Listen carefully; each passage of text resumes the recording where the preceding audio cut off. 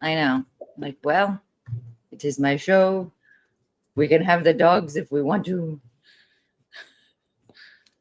Oh, did it work? Maybe. There's a lag between here and then by the time it gets onto Instagram.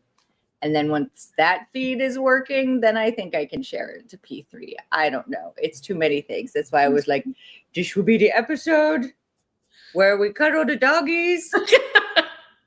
and I will pretend that do you have a dog voice for your dog? Do you ever answer for your dog? I do. I'll be like, Stinky, what are you doing? I do, but I don't do a big voice. No. No, he has got a voice. I don't know. It should be, we're having trouble streaming at this thing. Okay. You're just going to go bye-bye for now. And yeah. Is that better? Does that feel good? Hey, do the babies. My partner does a voice for him. So he's the one that does all the voices. Oh, yeah. Mm-hmm. Thank you. Okay. I think if I do it this way, maybe. I don't know. So I think I've got Instagram working. Fabulous. And if I do, look, and then I go old school and then I hit the share button. And then now it goes to P3. It's only slightly complicated. It is complicated. But I don't know, ever since, maybe you know more about these things than I do because you're just smarty pants. There's some sort of API thing and Meta didn't want, is not playing with other third-party stream things like streaming. They want to keep it on their own site. Yeah, but then it makes it annoying for me to tell you about my dog voice, which is baby boy. And then, introduce the things. I guess at some point this would be, when I get my act together, we could be professionals and this will be like a professional show. So this will be like fun footage for later where I'd be like, I'd have someone to be able to get all that set up. Instead, we will just watch me and Dianna play with our dogs. Hi, Cherie. Look at my Christmas tree. It's made out of pine cones and it's gold because I can't put a tree anywhere else. I don't know where I would fit it. And Coco says hi. The corgi in the corner there. Also updates in case people care. I finally got my nails done. All the glitter. My glasses for that. Hold on. Do it again. Oh, so pretty. Right. Oh, and then I slammed my finger today. Oh no. In the door. It's just been one of those weeks. It's a lot of like, yay. Thanks. I love the nails too. It's like a lot of, I guess, the actual term chaos in the sense of it's like, there's great stuff. Like, yay, finally got my nails done. Tuesdays with Tori got a nomination at a porn thing, kind of. I don't know.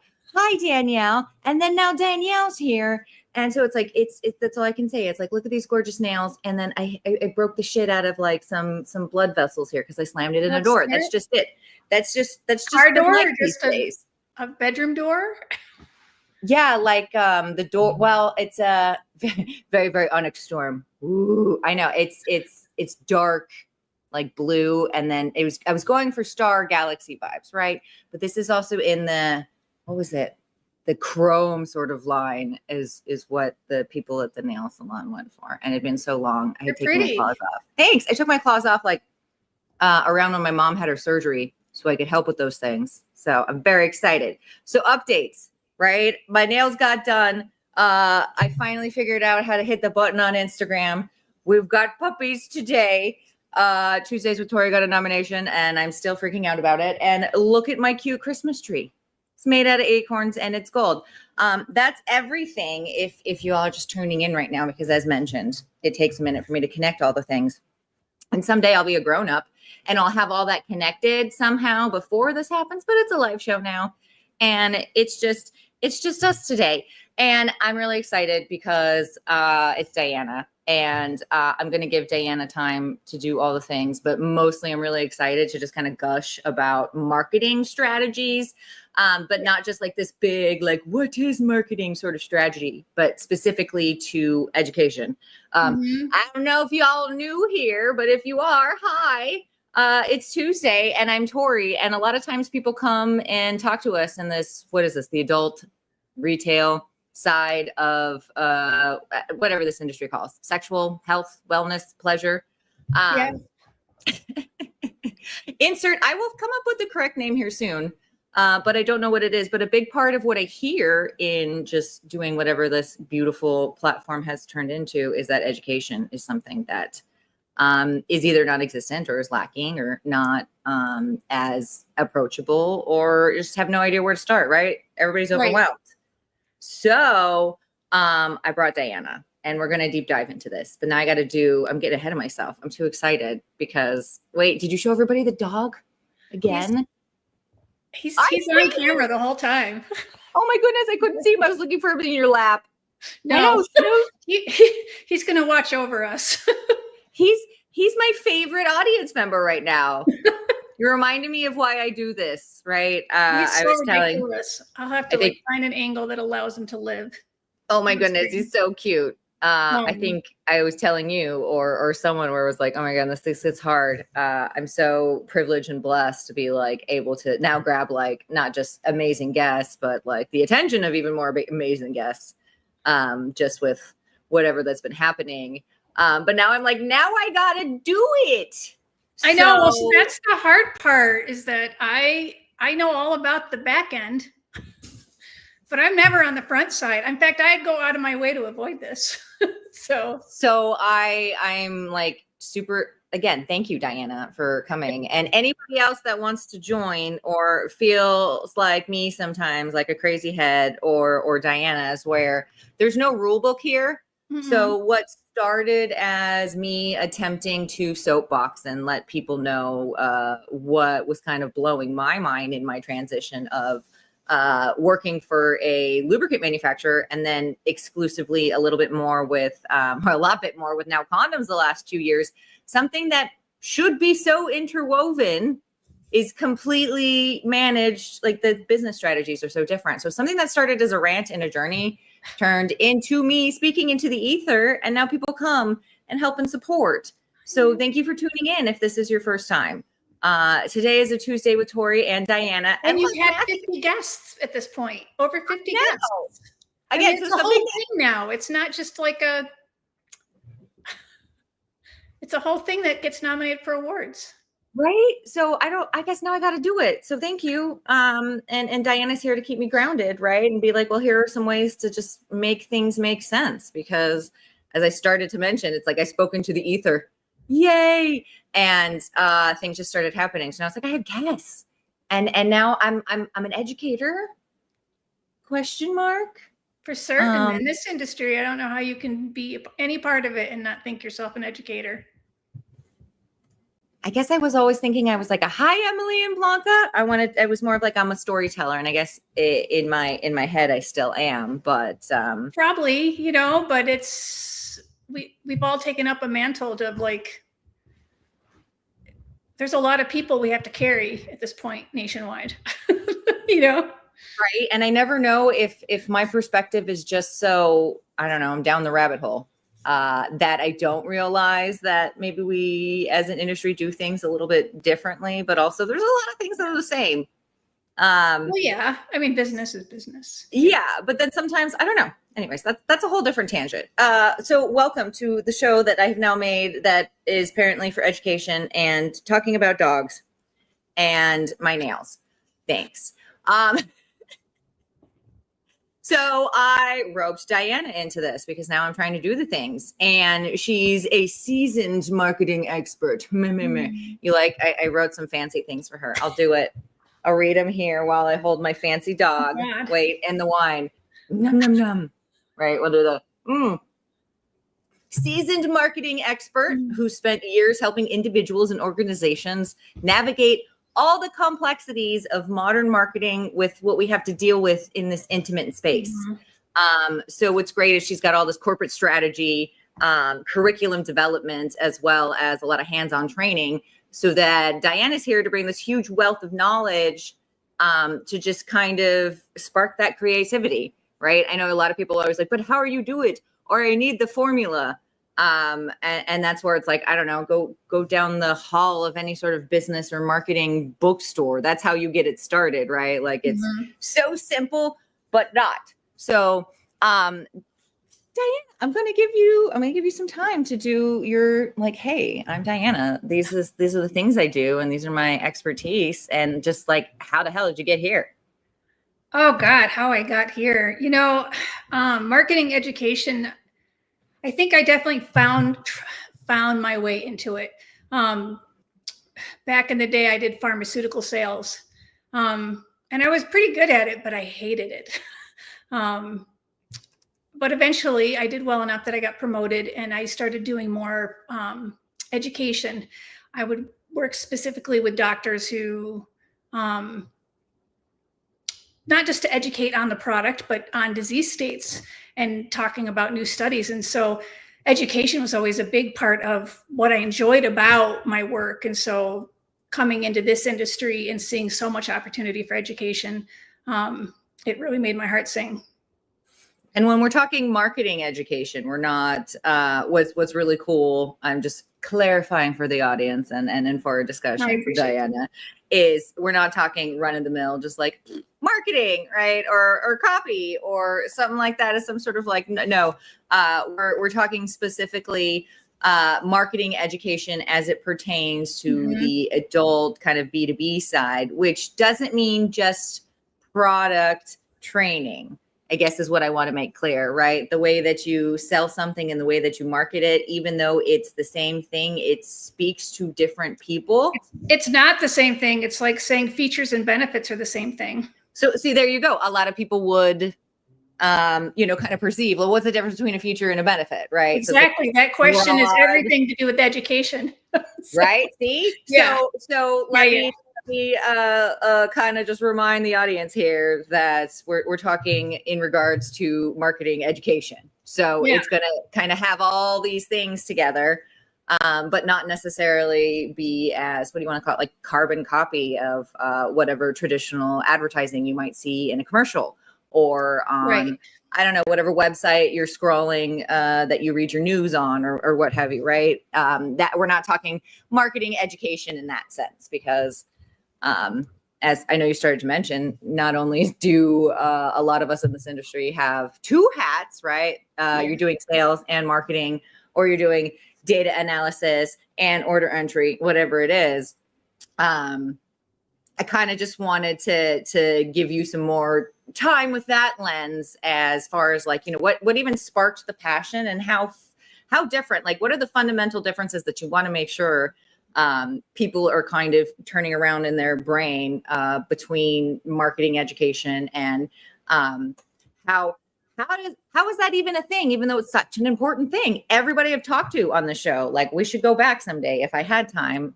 It all comes down to education. It all comes down to education. These days, Tori, the retrospective. Oh my goodness, that would be fun. Except I'm already sick of like talking about myself and like doing the clips I've already done. This is why people have to have assistants. That's a different tangent. Okay, your tangent first. Right? Everybody comes. I hear a lot of people say the exact words of, well, it just comes down to education. Tell me a little bit about your opinion on, just marketing education over the years and how it's evolving and how it has had to evolve. Well, the internet helped a lot.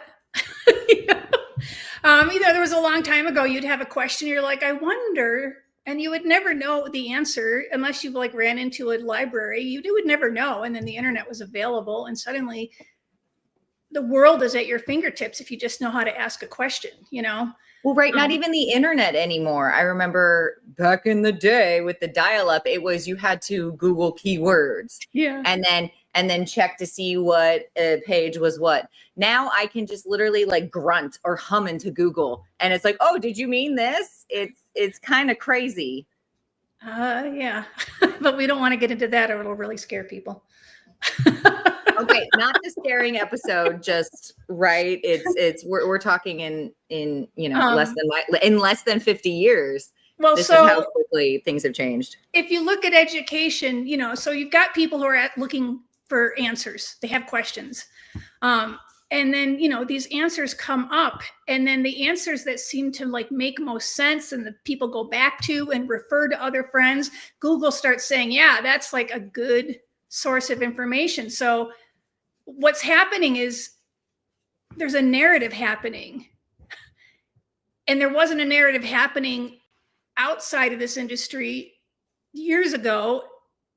It was just internal, you know, it was the people who go to people who work at stores, people who are manufacturers. But getting outside of this industry was really hard. But when people start asking those questions, when I first started in this industry, I would Google things, and it was all,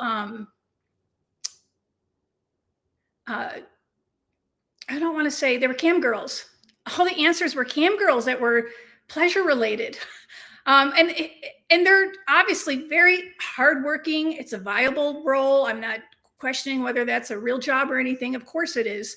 They're making great money at it, and they know what they're doing. But is a cam girl the one we want to be? Answer my curiosity, right? Like I'm not looking to be your customer. I'm trying to. Well, so is a cam girl who this industry wants to be the thought leader about pleasure, you know, is that the person we want your customers to go to? And my thought feeling was no. I was in meetings and hearing manufacturers come through and telling me all about their products, and salespeople are hearing it and stores are hearing it, but getting the customers to hear it, that's taking social media and taking the internet and making it interactive versus one-way directional. And I think that's the big changes we've seen in this industry, is that we've taken education beyond just in the store, person to person. It's beyond B2B. It's starting to be B2C, whether you sell directly or not. Right. Well, and I guess one could argue that is marketing's ultimate job, is it's not necessarily going out to close business like a salesperson, but creating that demand generation so that your brand or that product becomes so popular because everybody's talking about it, right? I guess that's how people are try to go viral, asking or the whatever. questions. Yep. And you've got to make certain that your brand can answer those questions that are being asked, so that your information shows up on Google. And you do that through education, and particularly digital marketing education. So, and if you're not online, whether it's social media or a show like yours, you're not part of the narrative anymore. The narrative's happening without you, because the narrative's happening. People are having the conversations. They're asking the questions. But is your organization participating? And that's digital marketing education. I like that word. It's like participate instead of just, it's engagement, right? It's like, it actually one way, and now it goes two ways. So it's no longer finite. It's no longer me telling you what this product is, and then you would just either have to believe me or be disappointed. Believe me or be disappointed. 2025. No, I love that. And kind of that's a great thought as far as make sure, just the word participate kind of rolls us into my next thought, which was anybody that's out there, for Blanca and Emily, if they're still there, hello. Some of us are working on our side hustle, or this is our entrepreneur. Our name is like, we're a professional looking to level up in some way, right? Upscale.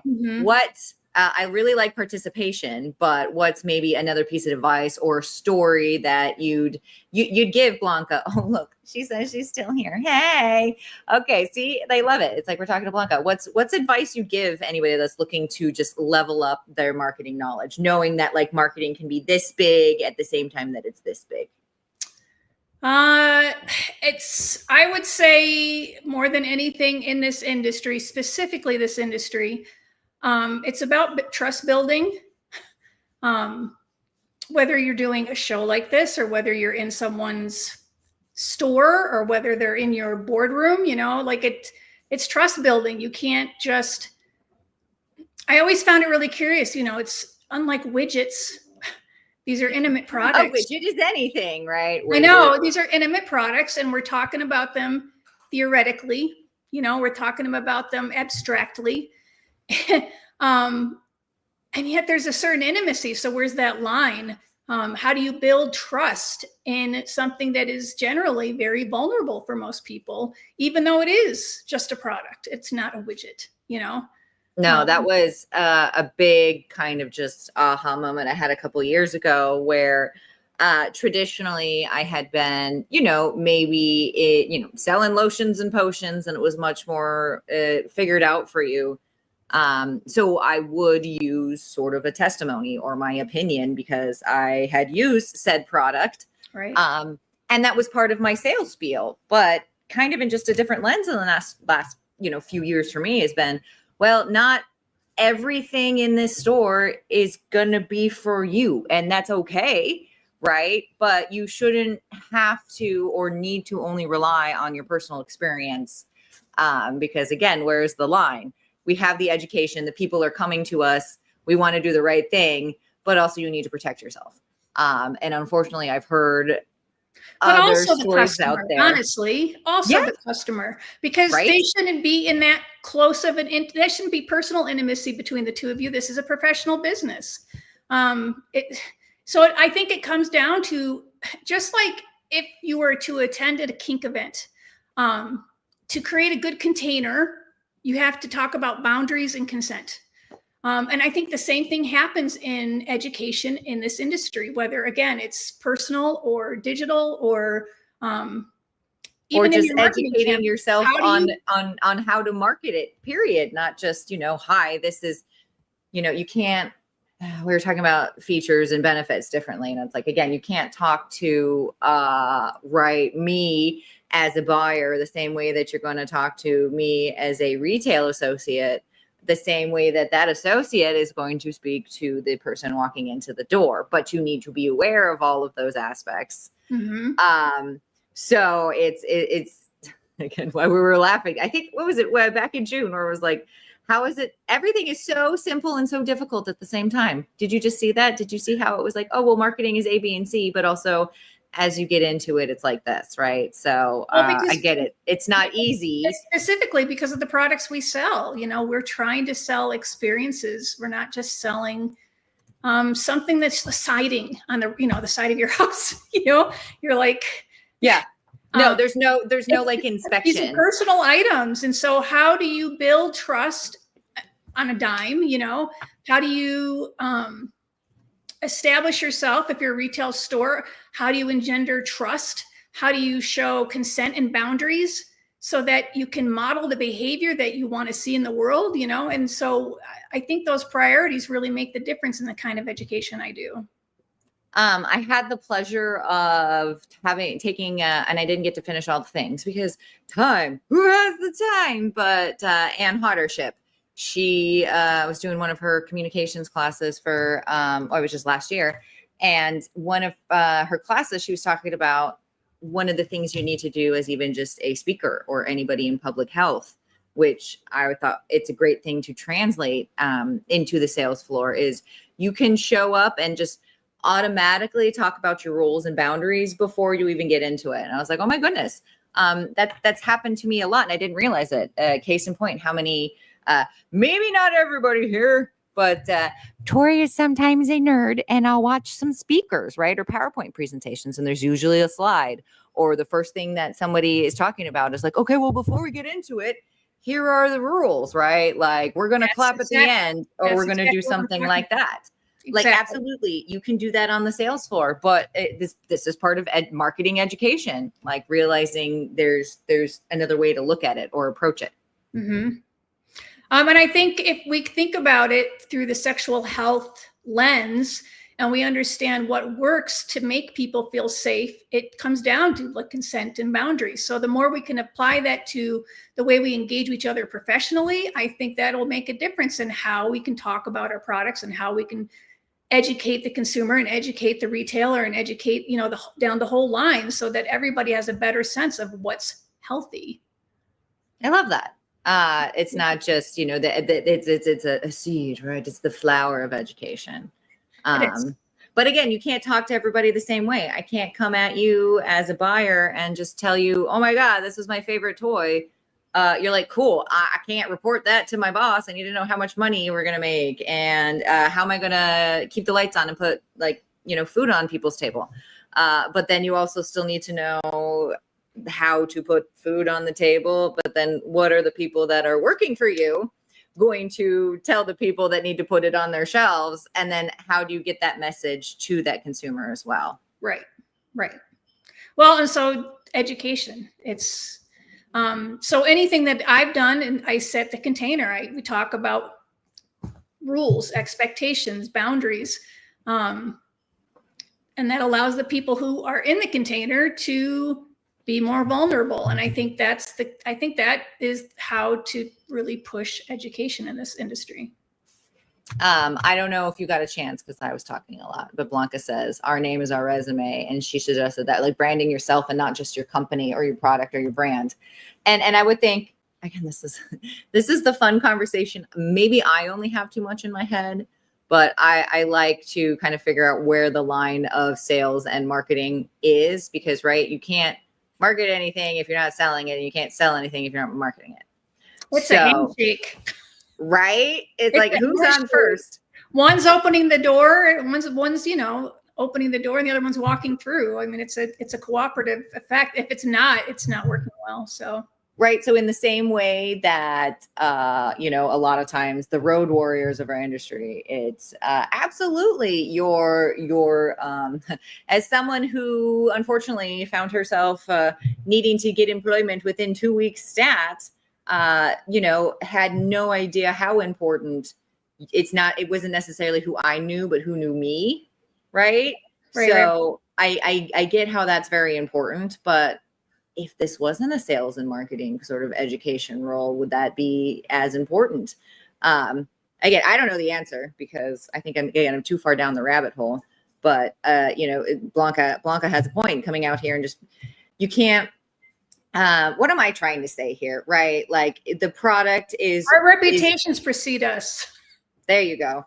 Like, I mean, you can't just be the product, because you can't, because again, it's not citing. And humans, and we're trying to convince people to go down that rabbit hole with us. And humans don't want to just connect with bottles or rubber or whatever. I think traditionally they connect with said product because it invokes whatever emotion. Marketing is emotional. That's why I'm so good at it. And that's just something I keep trying to remind myself. I don't even know if you remember telling me this, but at one point I'm paraphrasing in my funny head, but you were like, well, but you still have to put yourself out there and make whatever, right? Because you don't know, you're not in control of how the world is going to perceive that, right? You're basically just like, that's creative. That's part of a two-way dialogue. Is you can put it out there, but how your art's received and what happens from that moment on, then it's like, that's the scary part of art. So yeah, it's like, just, it's like, you're going to be scared either way. Like, basically choose your hard, right? No, it's a long time ago when I was getting divorced. That's what a friend said to me. She goes, if it scares you, do it. So, like me getting ready she's to never move. been wrong. You don't regret the things that are scary. You regret the things that are safe. Except maybe jumping out of an airplane. I still think I would regret it if I did it. I don't think my body can take that sort of, like. I can't even handle a roller coaster. So there's only so much adrenaline my body can deal with. Right. I was like, but yes, in the sense of take a chance, have an edgy marketing kind of scheme, right? You don't, I joke also in my head, like, well, hey, if it doesn't work, at least you have a benchmark, right? You have something to say, we're going to do better than that. Which, I mean, that's the thing about pleasure products. It's already edgy. You don't even have to be edgy. I don't know. I wish condoms were a little bit edgier. I know, right? maybe again, different episode, right?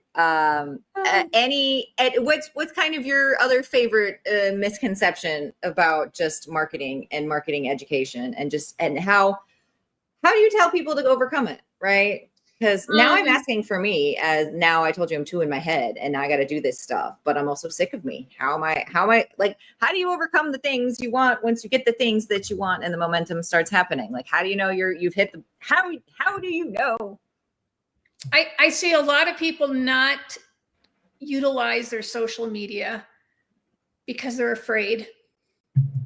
Because there's a stigma to what they're doing, which is also messed up. Yeah. So I would say start small and be brave, you know? Start small, be brave.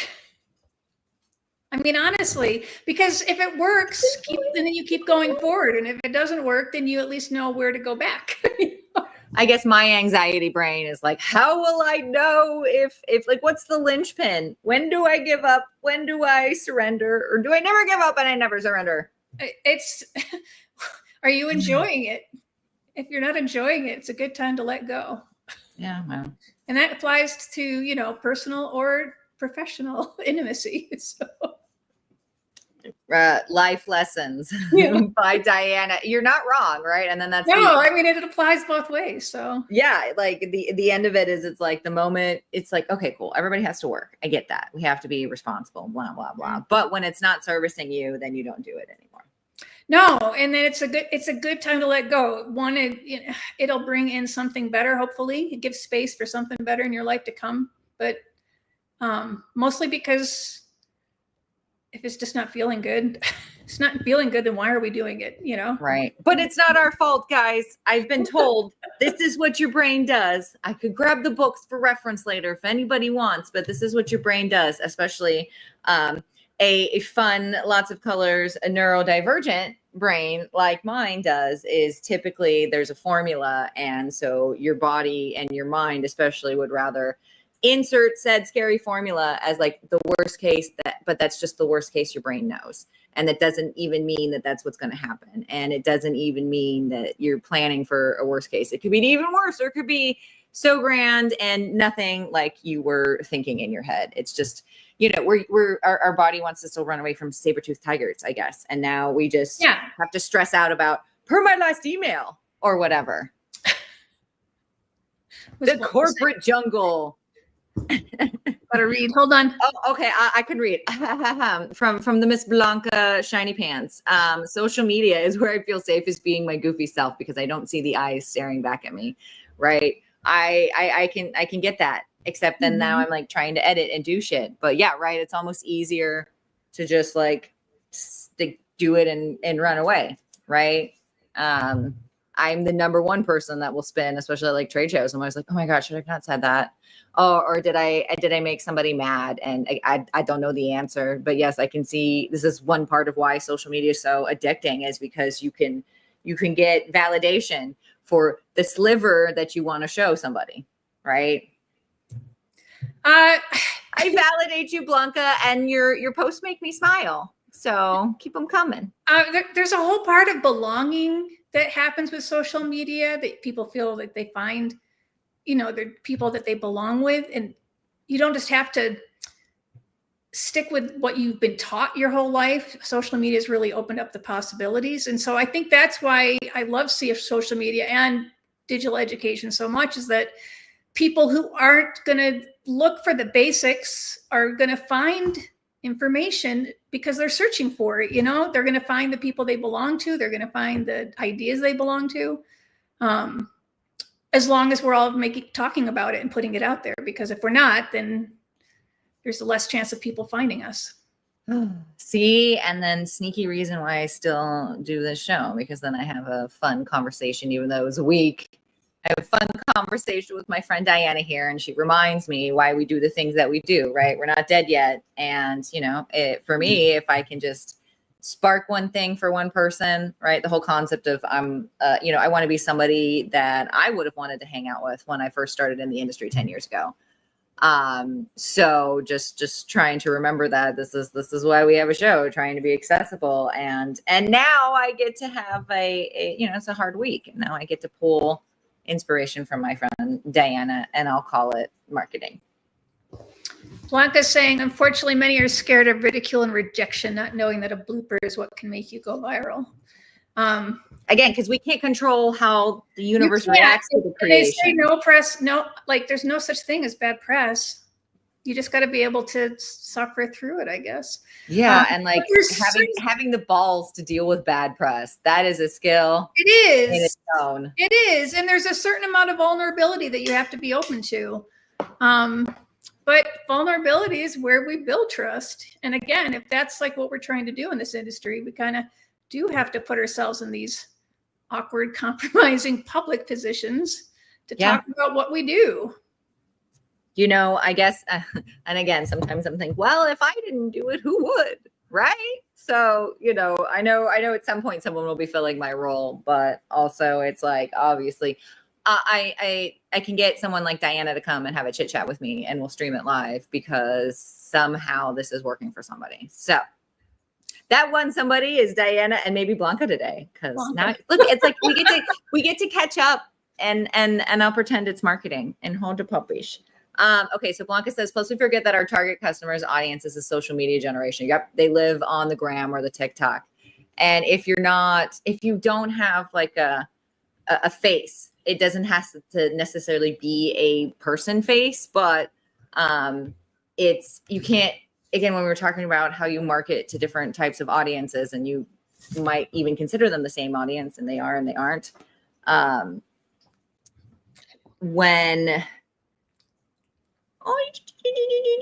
sorry. I won't jabber too much longer, my love. Okay.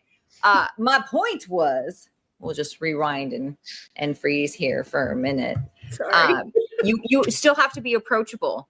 So whether or not you're like on the gram or the TikTok, if you don't have someone that is not just your product, or something that's not just your product, then it's like no one can relate to what you're selling, or why does it even exist, right? So one of my favorite old school examples, maybe it's not old school, but it was where I grew up on the sales floor, was the Pink girl from Victoria's Secret. Right now, Victoria's Secret and Pink are completely different brands, but in the beginning, there's a whole brand identity for Pink. Mm-hmm. And she's a dorm room person, born in 87. This is her dog. And, this is the lounge. It was a whole experience. And now they have their entire own brand around a fake person. It was just who are you trying to, whatever, manifest or be when you're selling said stuff. So if you don't have any sort of story or approachability, why is anybody going to care? Period. Well, and why that one versus some other one? Yes. Because there's so many options nowadays. Oh, look at that. Okay, wait. This is a serious show. No, there's just so many options out there nowadays, even outside of our industry. So you've got to put a story with it. You've got to put a face with it. You've got to put a narrative. You've got to start participating in the conversations people are having about these products. Otherwise, you're outside of that narrative, and then they're using other products. And then, yeah, exactly. How is anybody going to know you exist? Yeah. In my head, right? If the world thinks that prostitute was the first and the longest, job out there, so to speak, right? Mm-hmm. They say it's the oldest profession. I'm like, then that means the second oldest profession is merchant. So, right, salesperson and or marketer, merchant. Yeah, so again, it's like how even if I didn't have any social media, how's anybody going to know that, I'm over there grinding my little witchy potions if I don't tell them I have them? Right. No, it's being visible, and it's hard to be visible. It's vulnerable. It's very vulnerable to be visible. Like I said, I'd rather be behind the scenes producing this type of show. But we got no producers. So welcome. No, but I hear you. And for anybody else out there that is struggling with being brave and putting themselves out there, not saying that is what you're doing, but that is what I am doing constantly. Trying to do things that I'm not comfortable in. This being one of them. hey, come on the show and we can jimmy it all out together, because we're still all in this together, no matter what the world is saying. You've totally grown from the very first episodes. I mean, I hope you've seen it, because it's visible from where I sit. I mean, this show has grown, it's in the beginning, it was like, I wasn't saying what it was, but it's grown, and you've grown as definitely as a marketer and a salesperson. Well, and I guess thanks for being on the journey, right? Like, yes, yeah. I had to go back and count. I've done over 50 episodes, but the first episode, if I'm counting it, was like, I had just a bee in my bonnet, and I was like, do you guys know that we have these condom inflators? And then, do you know that latex is not your only option? But also, do you know that none of these are made in China? So we need to stop thinking that way. And I know people don't realize that they think that way off the top of their head, right? Without knowing it. I didn't know anything about condoms before you got on the scene, man. Right. Except what, Planned Parenthood taught me back in the day.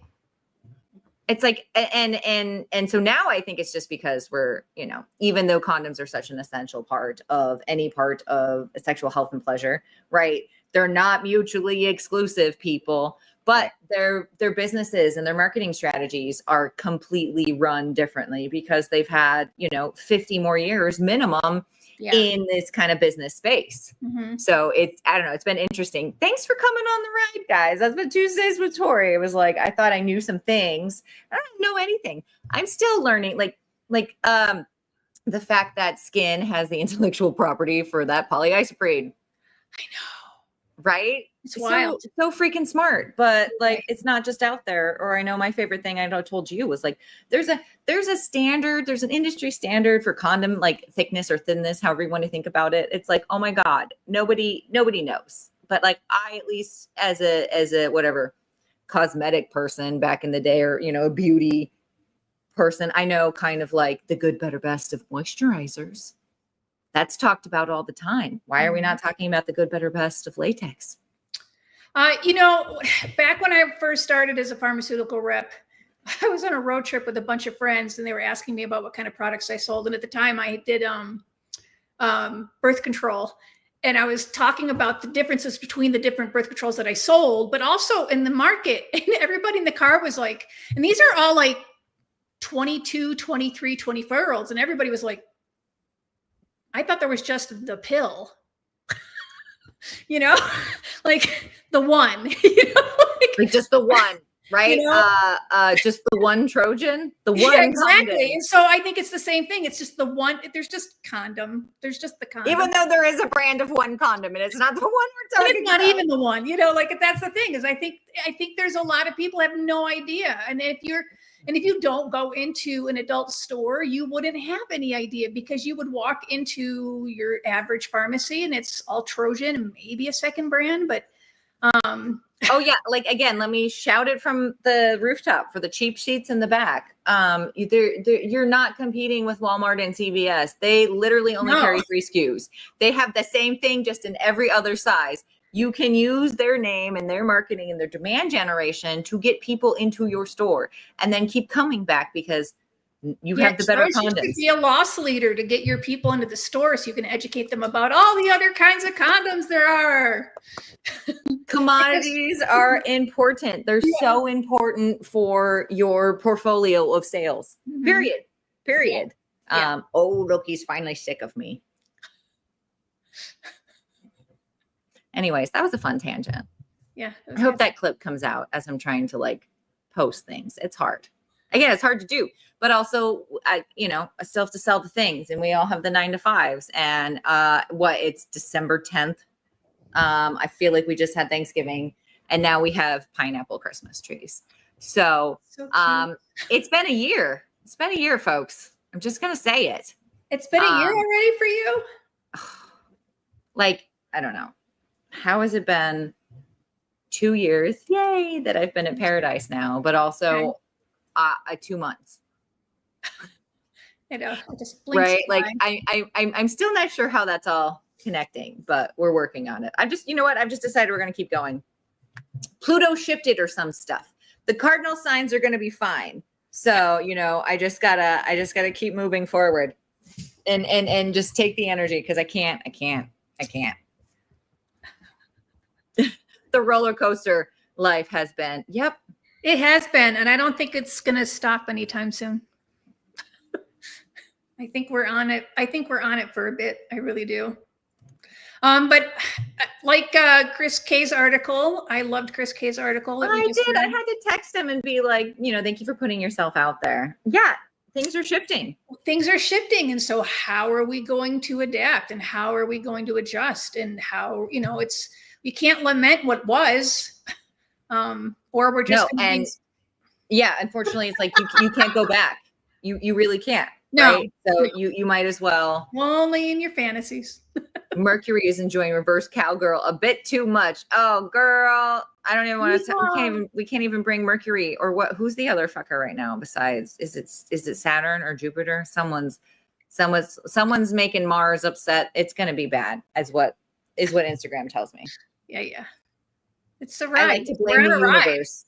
We are on a ride. I think for certain. I think this industry's on a ride for certain. So, I think it's been interesting from my side of the desk to hear a lot of like, this industry is recession proof, to find out this industry is not recession proof. And I don't mean that in such a, like, it's been really hard. And I know people have lost their jobs and I'm not trying to like poke at that. That's really hard. But also it's been interesting for me to kind of watch and learn how business gurus and entrepreneurs, the big brains, how are you going to get yourself out of this? How are you going to reinvent? How are we going to adapt? Right? I'm not that. I'm just Tori over here hoping to learn, and I will maybe comment. But I think, I wasn't around in the big shift when I had that episode, I think in June with Chris, where we kind of talked about the same things. The shift from most of the retail space was dedicated to videos, DVDs. And now it's like over 40%, if not 50% of most stores are dedicated to toys, whether it be battery, electric, or otherwise. So I'm sure that was a crazy shift, and people, new things came out of it, but. Right.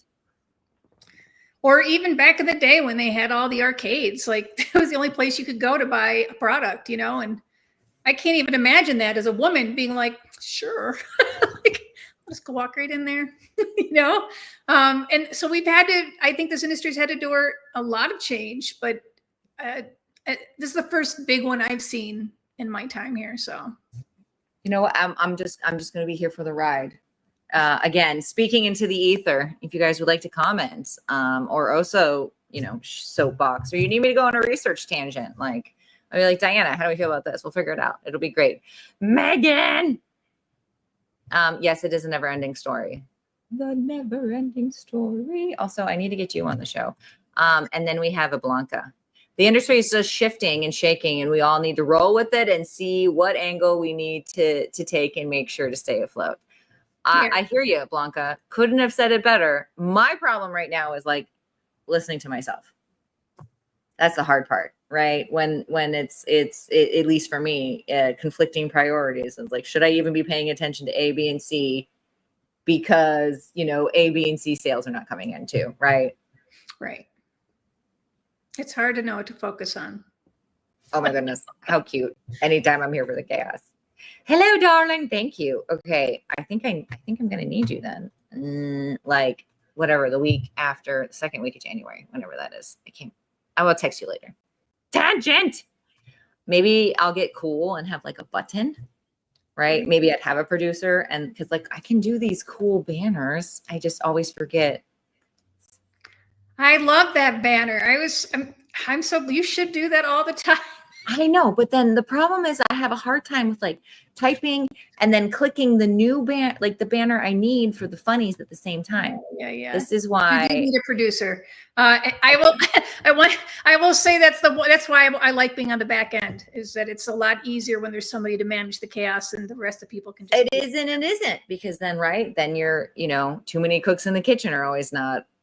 It's just, what? It's worth it though, guys. I guess my point is it's never easy, especially if you're learning and being brave, but just learn to listen to yourself, even though I don't know how to do it yet. Thank you, Megan. Yes, please message me because I could forget. You don't know how to do it yet. You're here. You're being brave right now. Because I have a pretty Christmas tree that I wanted to show off. That's my secret. That's not a secret. I just have to not overthink it or not think about it, right? Like I'm going to the gym and then I just go and then I'm there instead of like, what am I doing at the gym? Oh no, I'm not going because now this hurts or I didn't know. Did I do legs? No, now it's just I'm going. So I'm streaming because I want to show off my Christmas tree. Yeah, Blanca says I seriously never saw myself anywhere in the spectrum other than apparel. But here I am selling squirrels, widgets. Come on.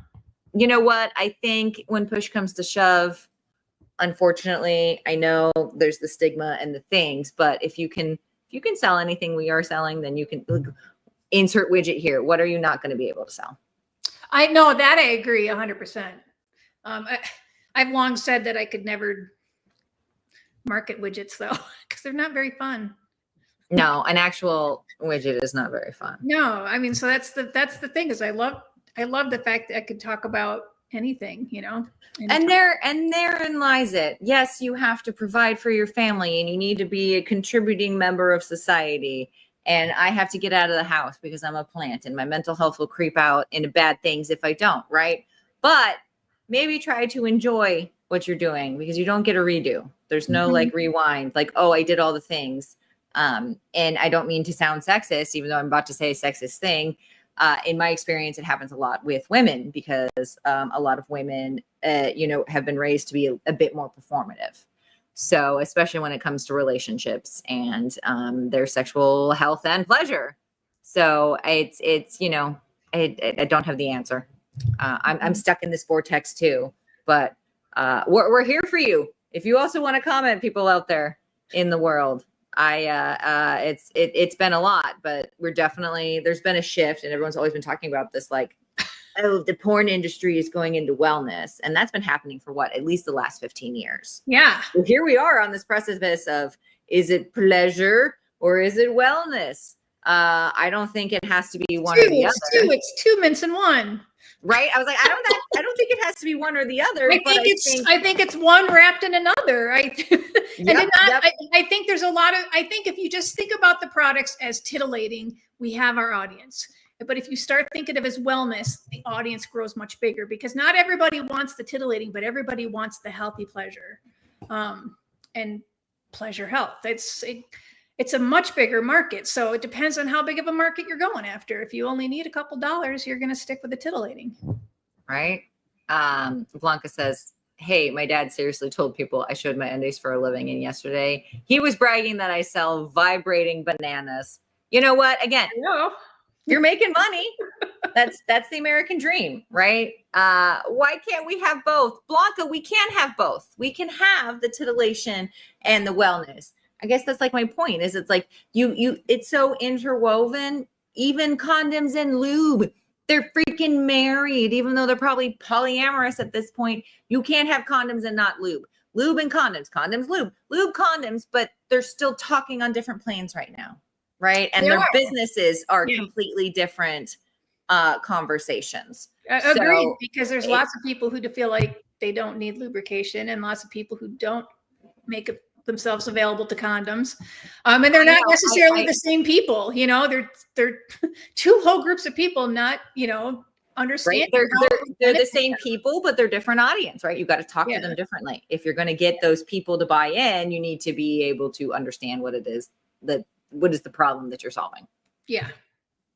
That's always my number one question when I do education is what problems are we trying to solve? That's what we're educating on. That is, the product vibrates, but the benefit of it is it gives pleasure. Yep. And so feature benefit. So what problems are we trying to solve? And if a company can't tell me that, it makes it very hard for me to do my job to talk about how we can promote them and how education can serve them. If you don't have a market, then why do you have a brand? Like, why do you have a product? Right. That's like 101. So, I mean, maybe some people are, super famous and can go out there with just their face or their butt. They're not all Kardashians. That's their product. But I got to do it different. Yeah. So here we are. Okay. this has been, oh my God, it's been like 54 minutes already. I thought it was like 40. I have to go pick up my kids soon. Before we wrap up, you see what I did there? So we got you covered with the condoms. This is the Dianna time to shine. Do you have any projects, other courses, initiatives, like anything, wise words of wisdom, or just fun things you want to leave anybody with here today? Just that I'm available for hires. So if you have marketing needs, please think of me. That would be wonderful. Where can people get a hold of you? Or we'll do a comment later if you want to send out an email, because I didn't make a banner. Yeah, no, that's okay. You can connect with me right on Facebook. And if you're not on social media, then I don't know how we'll connect. Maybe you'll know somebody. We just had a whole show on some social media talking about the importance of social media. Yeah. So hopefully you have a social media. Otherwise, we also take handwritten notes. Yeah. I would say, the big thing we can think about is letting go of our expectations about the way it's supposed to be. And if we can let go of those expectations and be, I don't want to say flexible about our thoughts and beliefs. Open, maybe? Is that I think the word? Open is the way to think about it. There's no end to the growth that's possible when you let go of the have-tos and the shoulds and the ought-tos. The shoulda, coulda, wouldas. They're very heavy. Yeah. Very heavy. So. Well, just in case you missed it, Blanca says she wants to schedule coffee or lunch with you next week because she's home. And Matthew is apparently renting you because he says you're for rent. Professional purposes only. I'll let you and Matthew take that out. Okay. That's not what we do at this show here. Okay. But I do have to do the closings, and I need to work on the ramblings and go get my children. But Dianna, thank you so much for coming. Thank you. And letting me pick your brain. Your wisdom is just, thank you for shining a light. And I hope that somebody also had some aha moments or any sparks, because that's what we're here for. And Matthew says he'll absolutely figure out whatever it is you guys got to do. To everyone tuning in, you missed it. You did. You can always catch the reruns. You're gone. Bye-bye. Right? It's a sneaky cool thing that you got to go do. Yes. Matthew, I have to go feed my strays because the government said so. But once this is done, the things go get reposted if you missed it, right? If you're just turning in for this fun banter. Because there's banter at the beginning about our dogs. So you can catch the replays. There's a YouTube link, and it's just at Tuesdays with Tori on the YouTube, or you can come back here on this P3 page, which most of us are on. And then maybe someday I'll have a website, but right now just go to YouTube because that's what people do anyways. And thank you. This thing just keeps growing. So if anybody wants to come and chat or comment or both, or has a topic, or just wants to sit here and be brave and we'll make a panel, we would love it. Do the DMs. My Instagram is @ToriTia. Did I make a banner? Maybe that one. No. See, I didn't even make my own freaking banners. What am I doing here? This is, oh, look at that. Nice. And then here's my beautiful at YouTube. So the things are there, and I'm learning a lot about SEO myself, right? In my free time, just trying to post these things. So we're getting there, guys. But if you need anything, reach out. We're coming up to the end of the year. So at least for me, I get into at least what I call my winter hibernation, right? Get very reflective and how do I want to handle things for the next year? So, just give us a holler, because guess what? We've got you covered. Thanks. See what I did there? I make jokes. Because condoms could be funny. Because they could be funny and jokes. Sexy. Who knows? Oh, thank you so much, Scott. Thanks for tuning in. And until next time, we'll see you next Tuesday. Bye.